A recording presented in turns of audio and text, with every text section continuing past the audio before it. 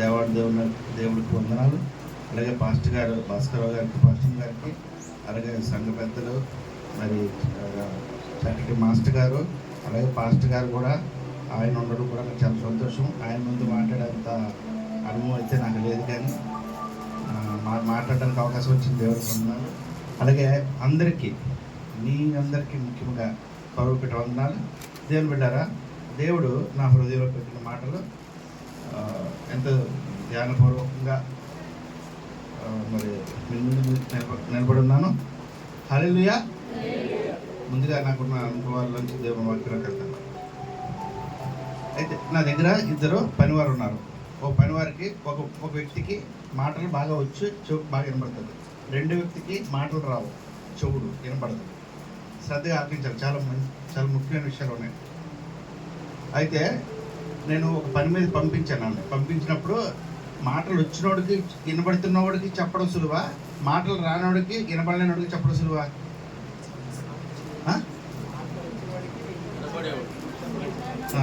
అయితే ఇద్దరు ఉన్నారు. ఇద్దరికి కలిపి భీమిల్లో పలానా అడ్రస్ వర్క్ చేసి రావాలని వాళ్ళకంతా ప్రోగ్రామ్ ఇచ్చాను.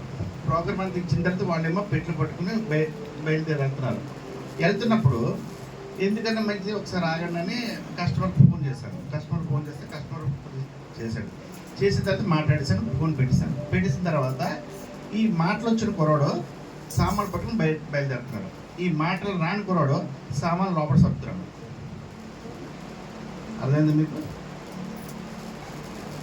ఇప్పుడు ఎవరు సరికాదు అక్కడ? మాటలు వచ్చాడా, మాటలు రానోడా?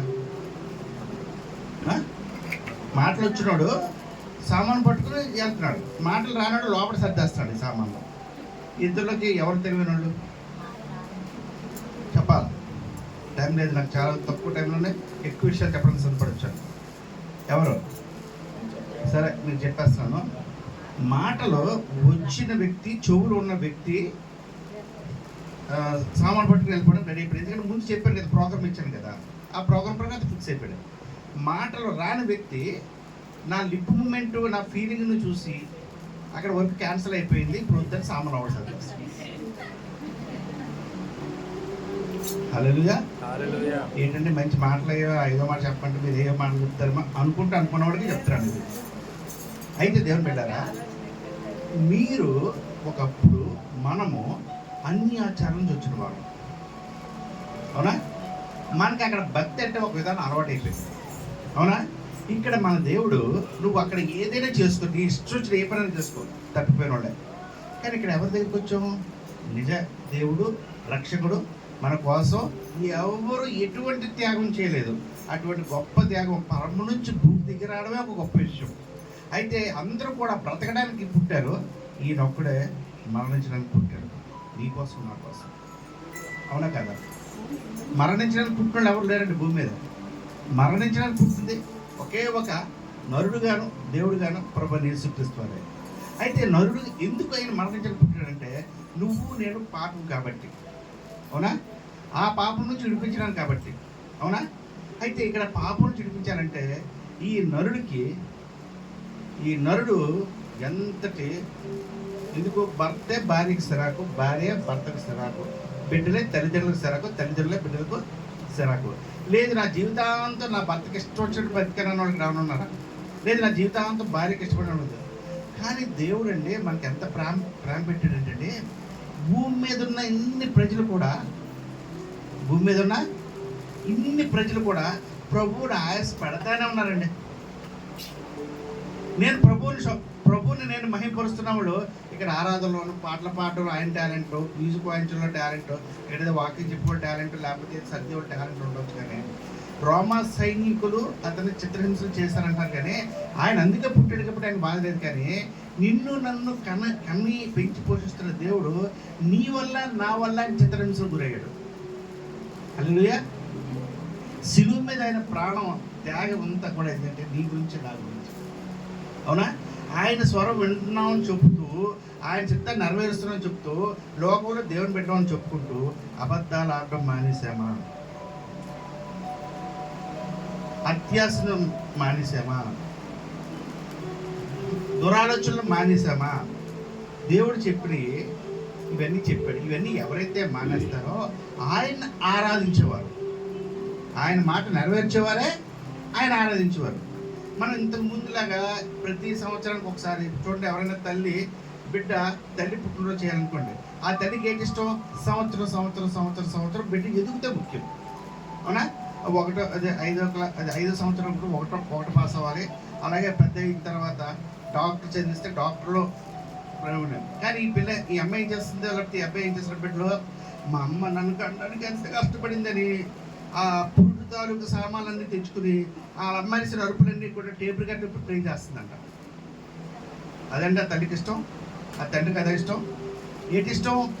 ప్రతి సంవత్సరం మెరిట్ అవ్వాలి, అవునా? అలా మెరిట్ అయితే కన్న వారికి తృప్తి. అలాగా దేవుడు నువ్వు 25 ఏళ్ళు 30 ఏళ్ళు 40 ఏళ్ళు 50 ఏళ్ళు అయింది, నిన్ను చూస్తే దేవుడి చిత్తం నెరవేరుస్తున్నావా? లేదంటే ప్రతి సంవత్సరం 40 రోజులు ఉపవాసం ఉంటారండి. ఈ కొత్తగా ఎక్కడొచ్చింది తెలియదు, ఒకప్పుడు మనం చేసేవాళ్ళం కాదు. బట్ 40 రోజులు ఉపవాసాలు తినకూడదంట, భార్యతో కూడకూడదంట, లేకపోతే పువ్వులు పెట్టుకోకూడదంట, వస్తువులంటే ఆ 40 రోజులు తీసేస్తారంట కొంతమంది. ఇది రకరకాల ఆచారాలు నేను చూస్తుంటే ఆశేస్తుంది నాకు చెప్పుకోవడానికి. నీ దేవుడిని నువ్వు నమ్మినావు అయితే ఆయన మహిమపరచడానికి ఆయన శిలువ మీద మన కోసం ప్రాణం పెట్టాడంటే ఇక్కడ మాటలన్నీ చూడ నాకు ఈ కీర్తన చాలా బాగా చెప్పింది. ఎందుకంటే తను మొట్టమొదటి మాట్లాడడం ఒకటి, తర్వాత అందరినీ విష్ చేసింది, చక్కగా ఆవిడ నేర్చుకుని చెప్పింది, తెలుసుకుని తెలుసు. ఇక్కడ నేను దేవుని ఆత్మతో చెప్పాలని కోరుకున్నాను. అయితే అదే సమయంలో నాకు ఎవరైనా సరే ఇంతకు ముందు అయితే బైబిల్లో ఉన్న పరిశుద్ధాత్మ శక్తి సహాయంతోనే మెసేజ్లు చెప్పేవారు ఒకప్పుడు. ఇప్పుడు ఈ ఫోన్లు వచ్చిన తర్వాత, లేకపోతే షార్ట్ మెసేజ్లు వచ్చిన తర్వాత అందరూ కూడా ఫోన్ మీద ఆధారపడుతుంది. నేను ఫోన్ కూడా చెక్ చేశాను. అయ్యగారు నిన్న నువ్వు 5 మాట చెప్పాలని మాట్లాడడం అంటే నాకు పెద్దగా రాదని చెప్పేసి బట్ నేను నుంచి ప్రిపేర్ అవుతుంటే ఈ ఫోనే కదా మనకి ఇప్పుడు ఆధారం అయిపోయింది, బైబిల్ కాదు కదా. అయితే బైబిల్ నేను ఫోన్ అడిగితే నేను దేవుని మాట 5 మాట చెప్పాలనుకుంటే అన్నది నేను ఏఐని ఎవరో మెసేజ్ ఇచ్చింది, నాకు మెసేజ్ ఇచ్చి అన్నదే నేను ఏఐని, నేను తప్పులు చేస్తాను, మీరు ఆ తప్పులు సరి చేసుకుని మీరు ధ్యానించాలని చెప్పింది. కింద ఉంది చిన్న మాటలు. అప్పుడు నాకు షాక్ కొట్టింది. అది ఒప్పుకుంటుంది నేను పొరపాటు చేస్తానని. మనం ఒప్పుకోవట్లేదు కదా,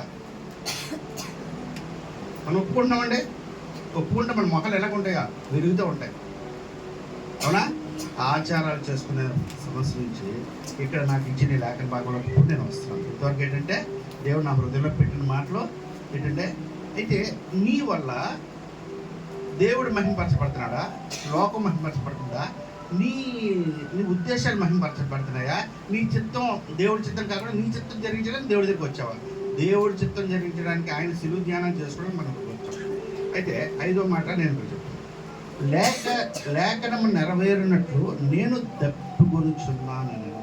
అవునండి, నేను శిలువ మీద ఇంత బాధపడుతున్నానో నాకు దాహానికి నీరు ఇవ్వండి అని ఆయన అడగలేదంట. అదేందా ఏమండి? ఎవరన్నా సరే ముందు ఏదన్నా మాట వచ్చి పడిపోగానే ఒక్కరికి నీళ్ళు పడతారు.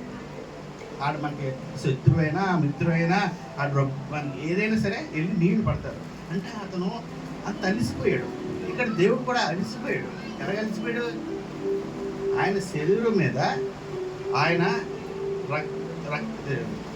చెమటంతా రక్తంగా మారి శిలువ మీద నెత్తి మీద ముళ్ళుతో బాధలు పడుతూ శరీరంలో తర్వాత ఇక్కడ మన క్రైస్తవులకు మీకు తెలియదు, అంతకుముందు క్రైస్తవులు అయితే నాకు తెలుసుండి గుడ్ ఫ్రైడేలో ఇష్టం చేసేవారు కాదు. అది చేయరైతే నేను అడిగితే అది లోకానుసారం చేస్తే దైవ చిత్తంతో చేయరనివ్వరు. అలాగలాగా మన అనిల్ గారు పెద్దలు వచ్చిన తర్వాత మేము అందరం కలిపి ఏం చేసామంటే, మీకు ఇది గుర్తుండొచ్చు, మీకు గుర్తుందా మాస్టర్? మీకు ఉంది కదా, స్టేడియంలో వేసాం. ఎంతసేపు తెలుసా? నీకు తెలియదు అనుకుంటాను. 5 గంటలు ఒక నాటకం, 5 గంటల పైన ఉంటుంది, 3 గంటల పైన ఉంటుంది ఒక నాటకం.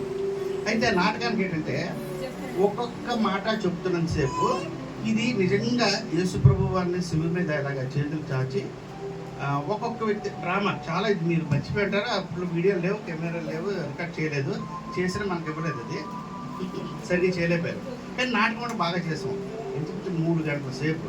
అయితే 3 గంటల సేపు ఒక్కొక్కరు ఒక మాట తీసుకుంటే ఆ మాట ఒక్కొక్కటి 1/2 గంట వేసుకోండి. ఇప్పుడు ఎంత చెప్పారు అయ్యారు, 2 గంటలు చెప్పారు. మధ్యలో ఒక పాట ఇలాగ ముక్కలు కాదు, పూర్తిగా పాట పాడేవారు. ఆ పాటకు తగిన డ్యాన్స్ అన్నీ వేసాం, చాలా బాగా చేసాం. అయితే ఇదంతా ఎందుకు చెప్తున్నానంటే, యేసుక్రీస్తు వారిగా పాత్ర ఒక అతను ఏం చేశాడంటే, మీరు అందరూ ఎక్కడి నుంచి వచ్చాడు, కొంచెం మన చర్చ ముందరే ఎక్కడి నుంచి వచ్చి ఏం చేశాడు, మీరు అందరూ వేస్తున్నారు నాకేం లేదన్నాడు. ఒరే నీకు ఒకటి ఉంది వేస్తాను. ఏంటంటే ప్రభు వారు శిలువు మీద చేతులు కట్టి వేలగట్టిది ఒకటే అది ఉందంటే, అమ్మ బాబు ప్రభు వేస్తాను వేస్తే అందరూ కూడా క్యారెక్టర్ మాత్రం. కానీ దేవుడు సిలువుగా ఉన్న వ్యక్తి, యేసు ప్రభు వారు సిలువు మీద ఉన్న వ్యక్తి క్యారెక్టర్ మార్చలేక ఏం చేసి తాళేసి కట్టేసాం. పైన కట్టేస్తే నాటకం అంతా అయిపోయేసరికి ఆయన్ని దించుతుంటే చెట్టు రావట్లేదు. చచ్చిపోయాడు అనుకున్నాం, ఆడు మహిమలోకి వెళ్ళిపోయాడు అనుకున్నాం. అయితే ఆ చేతుల్ని మళ్ళీ ఒక అరగంట సేపు మేము అందరూ పట్టుకున్నాం, దించితే ఆ చేతులు రావట్లేదు, అది చచ్చిపోయాడు అనుకున్నాం. ఇది ఎందుకు చెప్తానంటే, ఆ కొంతసేపు మనిషిగా పుట్టిన వారు ఆ చేతులు అలా మోస్తే దిగలేకపోయాడండి. అతని కొట్టావా, తిట్టావా, లేకపోతే బరువు మోసాడా, చేతులను చాచున్నాడు అంతే. ఆ మధ్యలోనే సీను మధ్యలో ఏమైనా కట్టనేసి స్ట్రా ఒకటి కింద నుంచి పైకి పెట్టి కూడా పైపు ఓ దాగి పెడతాడు దావా చేసేసి. అంటే చేశాడు ఇదంతా. దాహం అంటాడు. అయితే నీరు ఇవ్వాలి, లేకపోతే ఇప్పుడు పడిపోతే పేరు పడిపోతుంది. అయితే ఎన్ని ఎందుకు చెప్తున్నానంటే, ఒక్క వ్యక్తి ఇలాగ ఉండేసరికండి అది చిన్న కాదు. ప్రభు వారు ఆ 3 రోజుల నుంచి ఈయన అమ్మేశాడు కదా, అప్పటి నుంచి అంతకుముందు 40 రోజులు ప్రార్థన. అవునా, 40 రోజులు ప్రార్థన. తర్వాత ఈ రాత్రి రొట్టె బలా తీసుకునేటప్పుడు ఇక్కడ అమ్మేస్తాడు నాతోనే ఉన్నాడని చెప్పాడండి. ఆయన ఎంత ఇదండి, ఆయనతో ఉన్న కూడా ఒప్పుకోలేదండి వ్యక్తి. అమ్మేసిన తర్వాత అడుగు తీసుకెళ్తాడు. అప్పటి నుంచి శిలువ మీద రక్తం చిందించి మరి ప్రాణం పోయేటప్పుడు అండి లేఖనం నెరవేరినట్లు దప్పి కొలుచున్నాను అన్నాడు.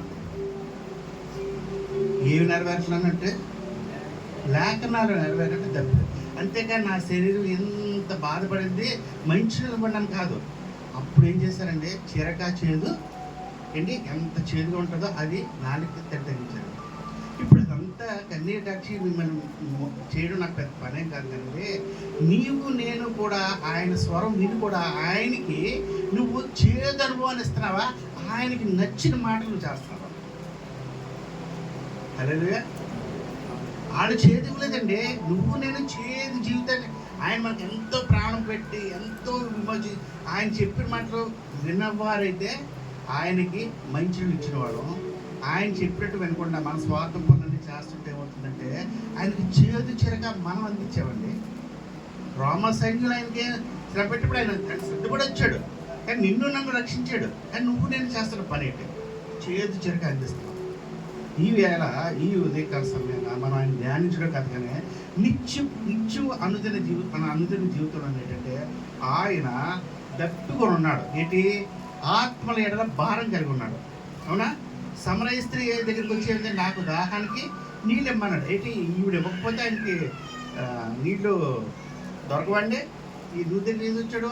అప్పుడు ఏంటి చేసింది, నేను నా చేతులతో నీకు ఇవ్వటానికి నేను అంత యోగ్యురాలు కాదన్నాడు. కానీ ఆవిడ ఏం చేసింది, ప్రభువుని అంగీకరించింది, ఆ ఊళ్ళోకి వెళ్ళింది, అన్నాత్మను తీసుకొచ్చింది. అది ఆయనకి దాహం తీర్చింది. హల్లెలూయా. నువ్వు నేనేం చేస్తాం, ప్రతి సంవత్సరం ఎలాగోసారి కూర్చుందామంటే చక్కగా ఈ శుక్రవారం ఏదో ఉపవాసం ఉంటుంది, ఆదివారం మళ్ళీ ఆయన మిగులుస్తారు కదా, అప్పుడు మనం మంచి చక్కగా భోజనం చేద్దామని మనసుతో ఉంటే ఆయనకి చిరకా చేదిచ్చి వాళ్ళమే తప్ప ఆయన చెత్త నెరవేర్చిన వారం అయితే కాదు. నీవు నేను ఈ వాక్య ధ్యానిస్తున్నాం కాబట్టి ఏంటంటే ఆయన ఏంటంటే సమాప్తమైనదని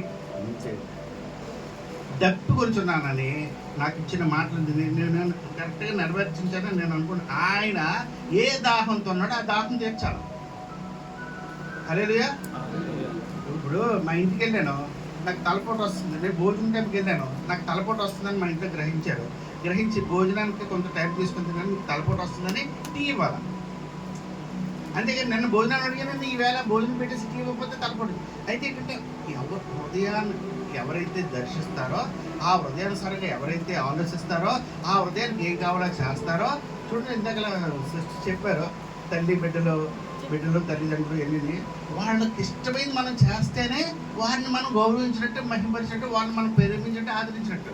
అలాగా ఈ ఉదయకాల సమయంలో దేవుడికి ఇష్టమైన పని నువ్వు చేసి ఆయన దాహాన్ని నువ్వు తీర్చాలా, నేను తీర్చాలి. ఆయన దాహాన్ని తీర్చే ఆలోచనతుంటే నీకు సంవత్సరాలు పుట్టినరోజులు చేసుకుందాం, పెళ్లి రోజులు చేసుకుందాం, 100 రోజులు చేసుకుందాం, ఈ గుర్తుండవు.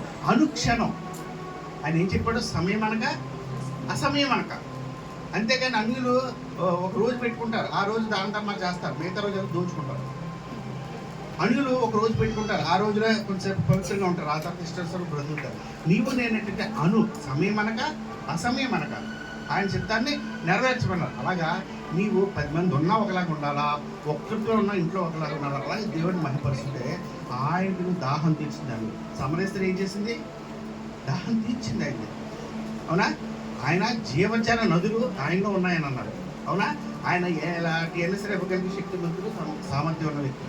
ఈ ప్రపంచంలో అందరికీ, అన్ని జాతులకి, అన్ని మతాలకి, అన్ని దేశాలకి, అన్ని కులాలకి, మగవాళ్ళకి, ఆడవాళ్ళకి, నపుంసకులకి, అందరికీ ఆయన ధారాళకి జీవజల నదులు ఇవ్వగలిగే శక్తివంతులు మనల్ని వీళ్ళు ఆరాధించి కూర్చున్నాం.